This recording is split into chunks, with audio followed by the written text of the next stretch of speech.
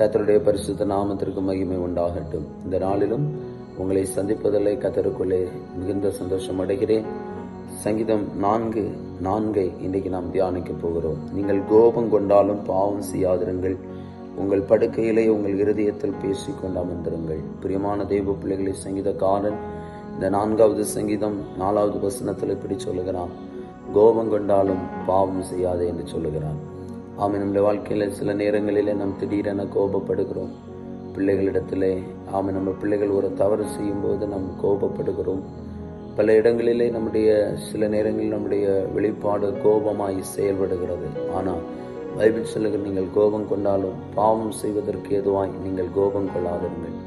ஒவ்வொரு நாளும் நாம் படுக்க போகும்போது இங்கே சொல்லுகிற, உங்கள் இருதயத்திலே பேசிக்கொண்டு அமர்ந்திருங்கள் என்று சொல்லுகிறார்.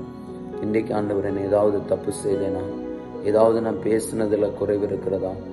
இன்றைக்கு என்னுடைய வாழ்க்கையில் நான் உமக்கு பிரியமில்லாத என்ன காரியத்தை செய்திருக்கிறேன் என்பது ஒவ்வொரு நாளும் நம்முடைய வாழ்க்கையில் நம்ம தூங்க போகிறதுக்கு முன்னாடி அந்த நாளில் நம்முடைய வாழ்வின் அந்த நாட்களை நினைத்து பார்த்து அதில் இருக்கிற குறைவுகளை, நம்முடைய வாழ்க்கையில் ஆண்டவருக்கு பிரியமில்லாத பாவ சுபாவங்களை விட்டு ஆண்டவரிடத்தில் நம்ம ஒப்புரவாகி நம்மை கிறிஸ்துவுக்குள்ளே இன்னும் அதிகமாய் சீர்படுத்தி கொண்டால் அது நமக்கு நலமாயிருக்கும். அதை நம்மை கிறிஸ்துவின் பாதையில ஆண்டவருடைய ராஜ்யத்துக்கு நேராக நடத்தும். ஆகவே கோபம் கொண்டாலும் பாவம் செய்யாதிருங்கள்.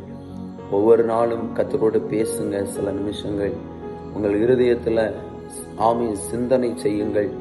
ஒவ்வொரு நாளும், ஆண்டவரே, என்னுடைய வாழ்க்கையில் என்ன குறைவு இருக்கிறது என்பதை உணர்ந்து கொள்ளுங்கள். நிச்சயமாக அதை உங்களை ஒரு ஆசீர்வாதமான பாதைக்கு நேராய் நடத்தி செல்லும். ஜெபிப்போம்.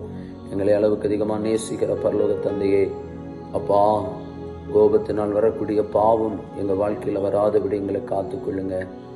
சில நேரங்கள் நாங்கள் பெரிய கோபம் உடையவர்களாக இருக்கிறோமே, அந்த கோபம் எங்களை விட்டு மாறி சமாதானம் பண்ணுகிறவர்கள் பாக்கியவான்கள், அவர்கள் தேவனுடைய புத்திரர் என்னப்படுவார்கள் என்று சொல்லப்பட்டிருக்கிறதே.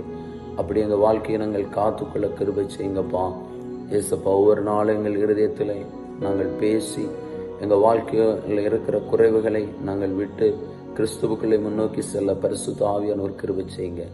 இந்த நாள் ஆசீர்வாதமாக இருக்கட்டும். உடைய பிள்ளைகளோட வாழ்க்கை சமாதானம் உள்ளதாக இருக்கட்டும். இயேசுவின் நாமத்தில் தருகிறோம் நல்ல பிதாவே, ஆமேன். God bless you. கர்த்தர் உங்களை ஆசீர்வதிப்பார். ஆமேன்.